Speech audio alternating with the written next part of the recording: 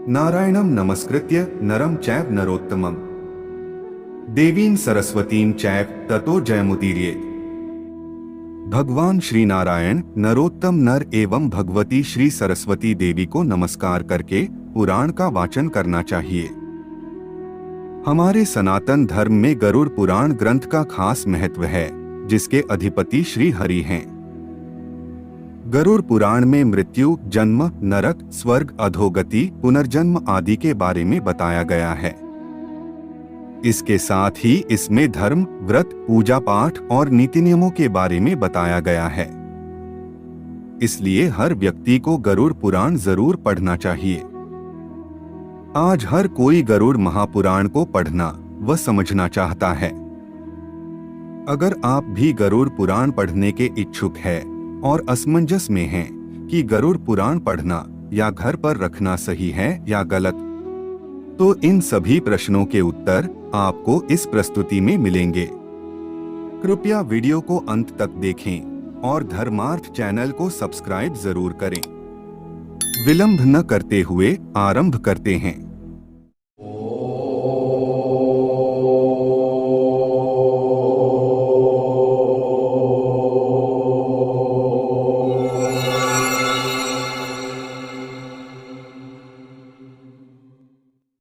धर्मशास्त्रों की माने तो गरुड़ पुराण घर पर किसी परिजन की मृत्यु के बाद ही पढ़ा जाता है।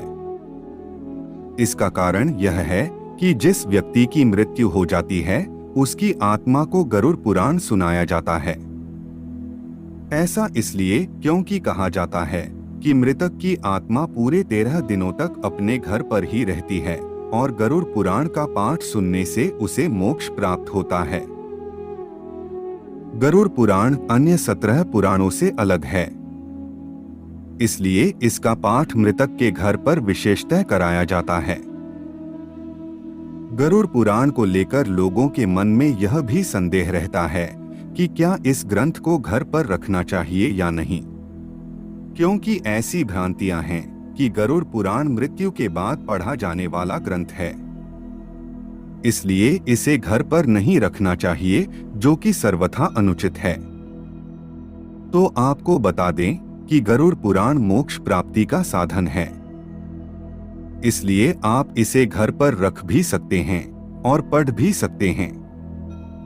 इससे नकारात्मक शक्तियों व ऊर्जाओं का शमन होता है और साथ ही रोग दोष भी दूर रहते हैं।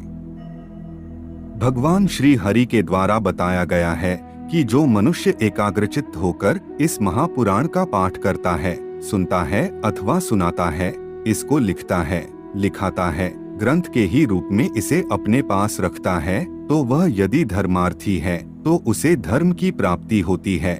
यदि वह अर्थ का अभिलाषी है तो अर्थ प्राप्त करता है। यदि वह कामी है तो उसकी कामनाएं पूर्ण होती हैं, और यदि वह मोक्ष प्राप्त करने का इच्छुक है तो उसे मोक्ष प्राप्त होता है। मनुष्य जिस जिस वस्तु की कामना करता है, वह सब इस गरुड़ महापुराण को सुनने से प्राप्त हो जाता है। वह अपने समस्त अभीष्ट को सिद्ध करके अंत में मोक्ष प्राप्त कर लेता है। इस पुराण के एक श्लोक का एक चरण भी पढ़कर मनुष्य पाप रहित हो जाता है।